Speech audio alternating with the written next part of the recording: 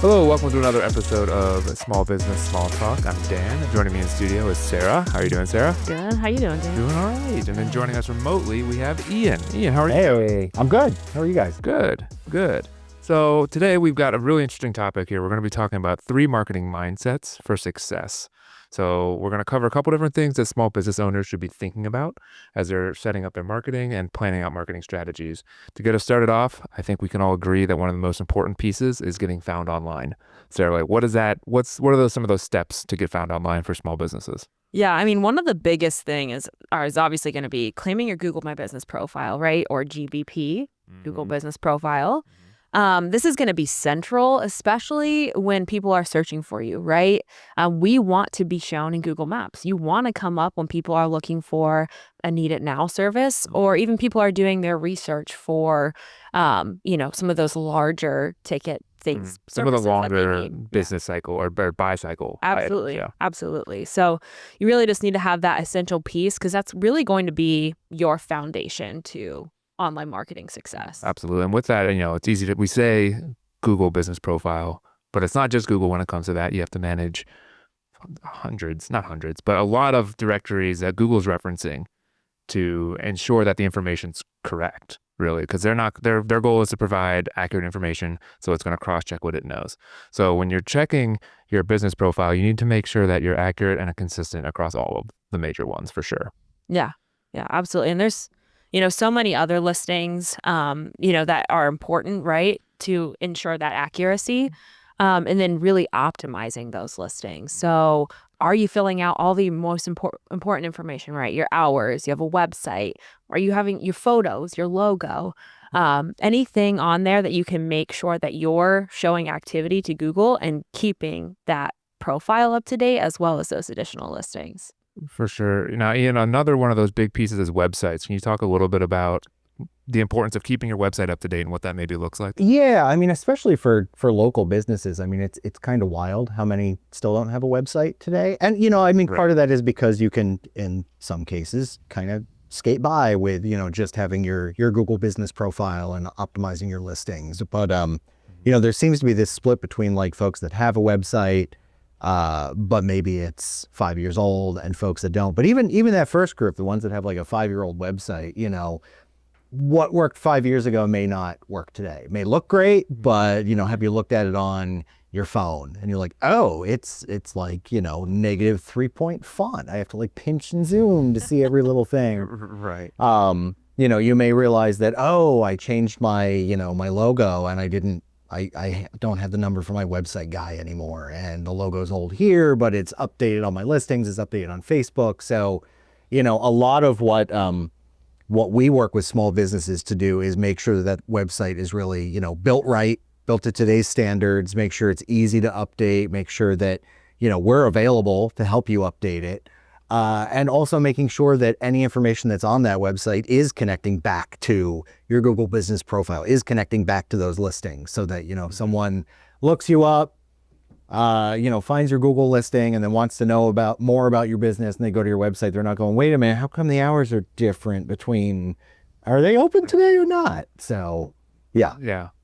Oh, that's a good point, especially the part where, Google's ever changing. That's you said what worked 5 years ago doesn't work today. What worked last week might not work today, given the way these algorithms change. And that's kind of the benefit of working with a partner like us is we're constantly monitoring those changes. We're making sure that all of our websites are meeting those standards to make sure that our clients are showing up top of these listings with our websites.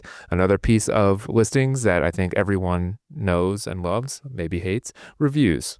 We all know what's the first thing we look for when we look at a business is how many stars do they have? Sir, how do you even manage review marketing? What does that even look like?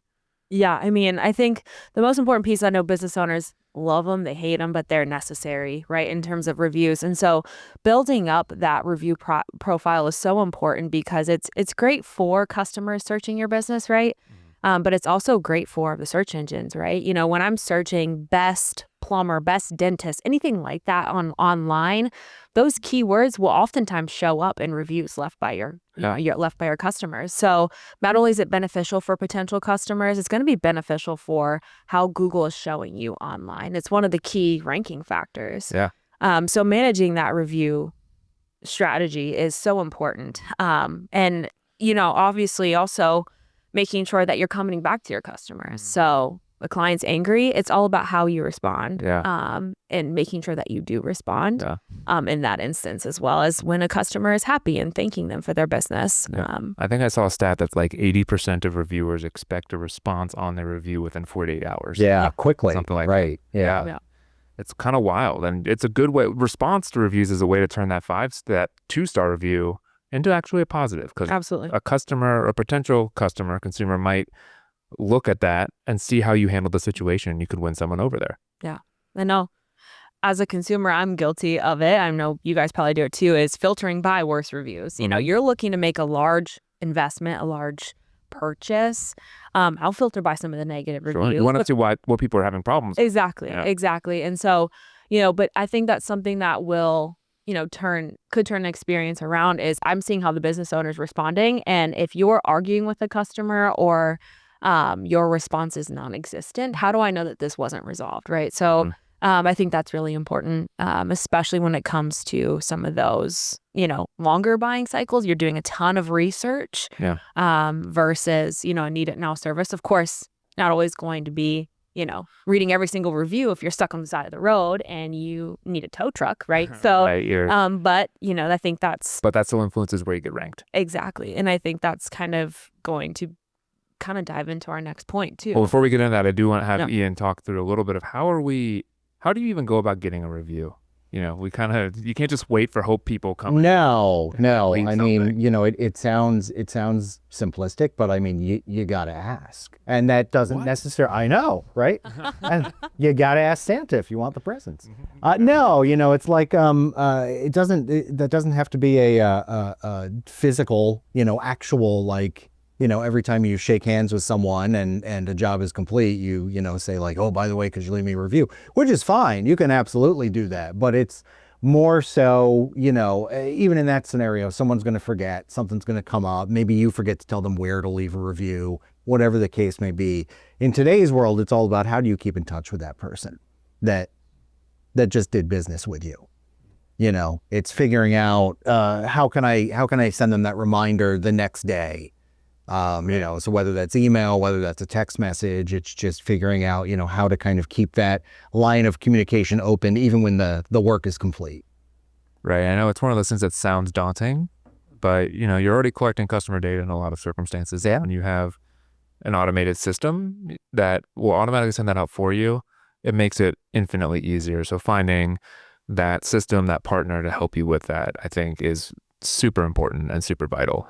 I think that going back to where you were leading us is our second mindset of our 3 here is making sure that you're getting found by the right audience at the right time. Yeah. Like, I'm going to throw it to you first here. What are some of those strategies to make sure that happens? Yeah, I mean, what we kind of talked about so far is sort of, an inbound thing. Like you're building something and the people are coming to you, which is great because people are out there searching for you. They're searching for what you do. This mindset is really about, okay, but how do I broadcast? How do I push out and get in front of these people? Maybe when they're not looking for, at least not looking for my business name specifically, but potentially like they're so early in that buying cycle that like they're just kind of, in the ether and like you want to capture their attention and get in front of them and go, you are thinking about that kitchen remodel. I know it. It may be 6 months off, but I'm going to get an ad in front of you. So really that comes down to advertising, your kind of classic marketing tactic of advertising. So today that's really, you're talking about paid search, you're talking about ads on social media, you're talking about display ads on, Google and the apps that people use and the websites they visit. I mean, anywhere you go, you're going to see ads, and banner ads at the top, ads in the sidebar. Like you should be there if you're trying to drum up business from a target audience. Sure. I think there's also a piece of that, with ads, people are often thinking clicks, and clicks are very, very important. Right. But in some of those instances you were talking about, just getting your name, your business, your logo, whether it's through a display ad or a search or a social ad, just getting it in front of somebody already starts that process in the brain for that brand recognition that maybe down the road, as they continue their process, they're going to recognize it and then they're going to start clicking through it. Yeah. Absolutely. I mean, it's online. It's an online billboard, right? I mean, That's a very you're good analogy. driving on the internet. Uh-huh. But I think that's the most important piece too, is reminding our clients that it's super important, because how will people know to look for you? And obviously, if they're in looking for a service that they need now, if they've seen you before, when you're talking about display advertising, they may be more likely to choose you. And then all of a sudden you're taking up more real estate, right? Because you've built your foundation, because you have your Google business profile. But on top of that, you're layering on different types of advertising. So you're really just building your online brand. Yeah, I think a part of that is also thinking through what we'll call a retargeting. It's not just a one lane here. Yeah. They click on your website, you drop this fancy little thing called a cookie onto their device that kind of tracks that they've been to your site, and then we can retarget them, show them a display ad that reminds them, hey, remember this company, this website? Why don't you come on back? Let's do some more research. Let's maybe fill out a contact form. Give us a call. It's those things that help keep you top of mind. Yep. And it's just another one of the steps along the customer journey that you really need to make sure you're engaging with as many of them as possible, because you never know when someone's going to take that next step to get closer and closer to conversion. Yeah. From casually thinking about a kitchen remodel to, okay, I'm ready to, pull the trigger and I'm ready to get started. You want your brand to be there at that time. Well, and even for those, must-have businesses, right? Your car's dead on the side of the road and you're trying to figure out who to talk to. You're not going to be reading the reviews. You're not going to be, spending much time Googling. You're probably going to click the first thing that comes up. But if you saw an ad in the last, who knows how long, could have been that day, could have been that month, something might be stuck in your brain of like, oh yeah, Jerry's Towing. I've seen them. I've seen their trucks. I've seen them around here. I'm going to give them a call. So even for those really short-term kind of emergency things, ads can be super powerful. It kind of builds that trust subliminally within the customer, just as something they're comfortable with. It's a name they've seen before. Right. They're just comfortable. That's what it's all really about. I think we can all agree that marketing is pretty hard, especially for small business owners. That's why having a partner like Hibu is a great option for a lot of you. Hibu is a leading provider of synchronized digital marketing solutions for businesses all across America. With Hibu, you get all your digital marketing needs in one platform from one provider. Visit hibu.com today for more information. So now we're going to move into our third mindset, leveraging your data. Yeah, this is one of my favorite things. I love data so much, and I think we can all agree it's so important for a small business owner to be looking at their data on a regular basis. How are you calculating your ROI? Is this working? Is it not working? And boy, let's say if you sign up with all of these things, or you're using all of these different strategies, there's a lot of different channels, a lot of different metrics that you're looking at. You have to be able to determine how you're going to look at them and determine success. What are you looking for? Not every strategy is going to be clicks. And ultimately, that's what we want. Every strategy should ultimately lead to clicks. But like we've talked about before, there's different processes, different steps in a buying cycle. You need to worry about impressions too. You need to worry about softer leads, like information, other things like that, versus full-on conversions. And so when you've got that many data points, it can be really hard to look at it. But it's important to make sure that you're spending your money wisely and you're spending it effectively. And, with Hibu, we've got our dashboard that's able to pull all of these things in and make it really nice and easy to look at. You can look at a big picture. You can also get into each individual program and see what the ROI is and whether or not those are being effective. Right. Yeah. And I think for, a lot of our clients that we talk to, I think again, I'm painting with a broad brush here, but you get folks that are like, very into the nitty gritty of, every individual piece, my search ads, my display ads, my website, my reviews. And then, they might say like, but how's it all coming together? What's that big picture of all those things? And then you get folks on the other side who maybe just look at the big picture and go, I'm not sure that I need, X, Y, and Z because the big number looks good. So, the nice thing about the dashboard of looking at your data, Dan, to your point, having that high level view and that granular view is you can really start to, whatever floats your boat, it's there, but it's also going to give you that other perspective of, here's what that all adds up to, or here's what those component pieces are doing for you. For sure. I think there's one other piece of it is about time.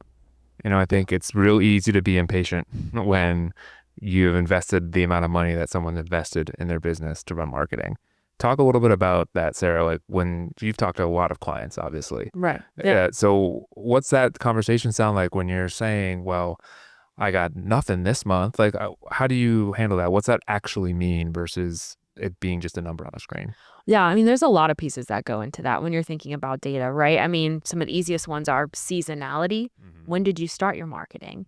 What are our key metrics that we're tracking, in the summertime versus the wintertime, or when you're typically going to be more busy.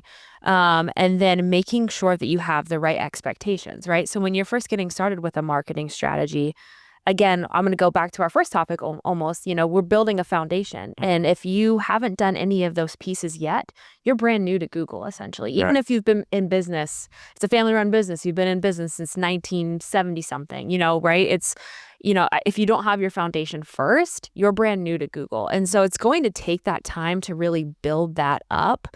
And then, getting to the place where you're tracking your numbers, you're tracking the key metrics that you want to be able to track, right? Whether that's engagement, traffic, customers. Ultimately, we want customers.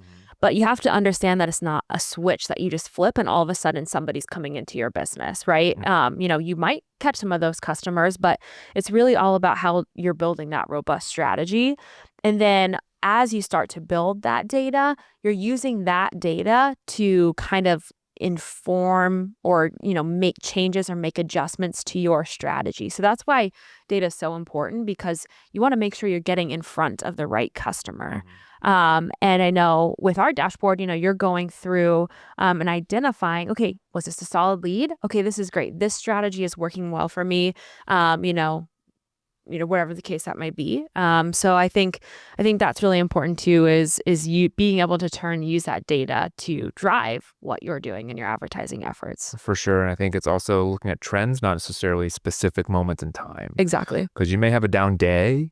That down day doesn't mean that everything failed. Yeah, What's exactly. the month look like? How does the month look over last month? If you're lucky enough to have multiple years worth of data, what's this month this year look like last year? Exactly. That's where you can really start to see the growth once you've gone through that 12-month cycle. Yep. And I mean, you're looking at that. You're looking at your competitor environment, right? How's that shifted? Ian brought up, your website 5 years ago. Well, when you're looking at data, you're making sure you're reviewing your website traffic. You're making sure that your website is exactly where you want to drive customers. And how is that shifting? You're looking at your total landscape as well when it comes to your total strategy. So, yeah. And the flip side of the coin, when you're talking about time, is effort too. Because maybe it's your third or fourth time that you've talked to Sarah and you're like, okay, I get it. I understand the why, and I'm making time, and I'm looking at, both the kind of small potatoes and how it all adds up. But like, I don't have time to do this every day. I don't have time to do this every week, So how do you make time for this over and over again? And, a lot of that just comes down to, Dan, I think you mentioned this before, like what you can automate, and one of the cool things that we're able to do is through AI, through some of the technology that we use, we're able to at least take the burden off of, listen, you got 16 calls this week. These 14 are solid leads. These are the ones you should follow up on. This one might have been a spam call or a bot form fill. And then this other one is a maybe. But if you're trying to just kind of make a daily calendar of, hey, it's Thursday, I want to follow up with every lead I got by Friday, we're going to tell you which ones to start with. Give you a head start. Yeah, absolutely. Being able to target and manage your time effectively to make sure the most important, the hottest leads are the ones that you're focusing on, because obviously the sooner time to value there you can get in front of these people, especially if you're a need it now service. If someone calls saying, I've got a leaky pipe, you got to know that right away. And that's where kind of our services there will help score that for you and put it in front of you right when you need it. Absolutely. Well, I think that wraps up our topic for today. Hope you guys enjoyed. Really focusing, of course, on building your foundation, getting in front of the right customer, and really tracking all of your data. Absolutely. I think that's all really important. Don't forget to like us on YouTube, subscribe on YouTube, leave comments if you have any questions. You can also find us anywhere that you listen to podcasts. Leave us a 5-star review. All those things help us greatly in terms of getting found and getting in front of other business owners like yourself. Ian, Sarah, thanks so much for a great conversation. And everyone else, we'll see you next time.